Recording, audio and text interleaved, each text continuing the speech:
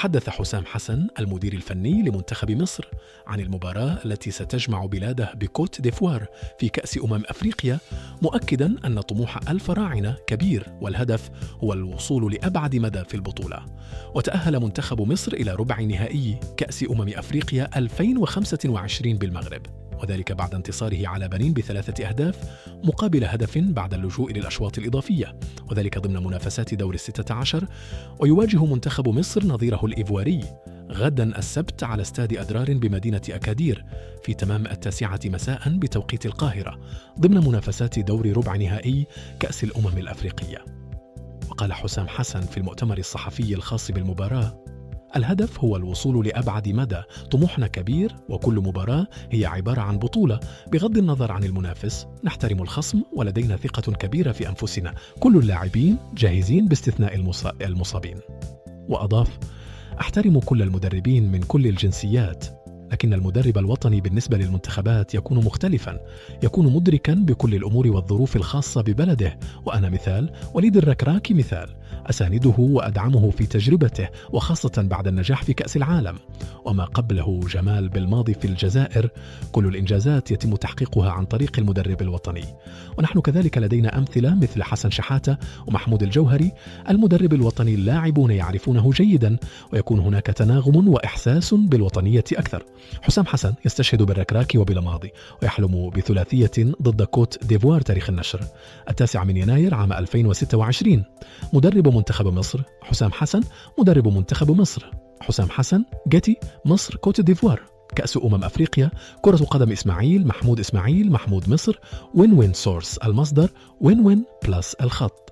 تحدث حسام حسن المدير الفني لمنتخب مصر عن المباراة التي ستجمع بلاده بكوت ديفوار في كأس أفريقيا، مؤكدا أن طموح الفراعنة كبير والهدف هو الوصول لأبعد مدى في البطولة. وتأهل منتخب مصر إلى ربع نهائي كأس أفريقيا 2025 بالمغرب، وذلك بعد انتصاره على بنين ب3 أهداف مقابل هدف بعد اللجوء للأشواط الإضافية، وذلك ضمن منافسات دور 16.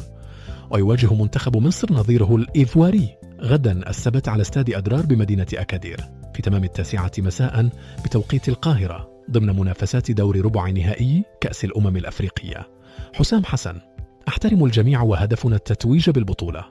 وقال حسام حسن في المؤتمر الصحفي الخاص بالمباراة: الهدف هو الوصول لأبعد مدى، طموحنا كبير وكل مباراة هي عبارة عن بطولة بغض النظر عن المنافس، نحترم الخصم ولدينا ثقة كبيرة في أنفسنا، كل اللاعبين جاهزين باستثناء المصابين. وأضاف: أحترم كل المدربين من كل الجنسيات، لكن المدرب الوطني بالنسبة للمنتخبات يكون مختلفا، يكون مدركا بكل الأمور والظروف الخاصة ببلده، وأنا مثال، وليد الركراكي مثال، أسانده وأدعمه في تجربته وخاصة بعد النجاح في كأس العالم، وما قبله جمال بالماضي في الجزائر.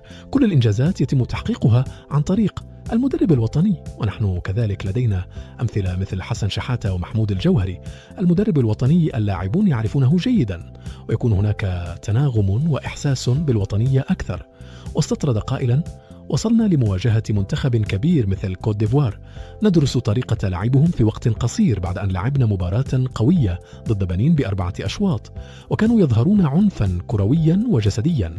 كانت مباراة صعبة، نحاول العمل بطريقتنا الخاصة من أجل معرفة نقاط الضعف والقوة للمنافس. البطولة منذ بدايتها وحتى نهايتها صعبة، ولا يوجد منافس سهل، وجميع اللاعبين المنافسين لديهم خبرات، ولديهم لاعبون محترفون في مختلف الدوريات. وأثنى حسام حسن على تنظيم المغرب بقوله: الكرة الأفريقية تطورت والمنافسة كبيرة، وما ساعد على ذلك إقامتها في المغرب حيث الإمكانات الكبيرة والملاعب الرائعة. كل المنتخبات لديها الظروف المتاحة للعب بشكل قوي، بطولة ناجحة.